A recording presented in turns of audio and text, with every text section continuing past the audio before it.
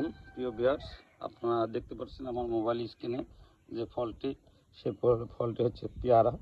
অর্থাৎ আমার ছাদ বাগানের একটা পেয়ারা গাছে প্রায় কয়েকশো পেয়ারা এরকমভাবে ধরে আছে, যেগুলো ইতিমধ্যে পাকাও শুরু হয়ে গিয়েছে, 2-4টে করে পাকছে এবং আমরা খাওয়াও শুরু করেছি। এই গাছটা থেকে আমি সারা বছরই পেয়ারা পেয়ে থাকি। আপনাদেরকে আগেও আমি বলেছিলাম যে ছাদ বাগানে চেষ্টা করলে সব কিছুই সম্ভব। এই যে যদি আপনারা দেখেন তাহলে কাছ থেকে দেখলে বুঝতে পারবেন যে পেয়ারা কত পেয়ারা একটা গাছে। অর্থাৎ প্রত্যেকটা জায়গায় কলঙ্ক শুধু পেয়ারা আর পেয়ারা, পেয়ারা ছাড়া আপনি কিছুই দেখতে পারবেন না। এই যে গাছের প্রত্যেকটা পাতার সাথে সাথে দেখবেন পেয়ারা। এভাবে কয়েকশো পেয়ারা কলম এই গাছে আমার আছে। এবং এই পেয়ারা গাছের বৈশিষ্ট্য হলো, এই পেয়ারা গাছ কলম সারা বছর আমার পেয়ারা দিয়ে থাকে এবং পেয়ারা আমি সারা বছরই খেয়ে থাকি। আমার বাজার থেকে পেয়ারা কিনতে হয় না।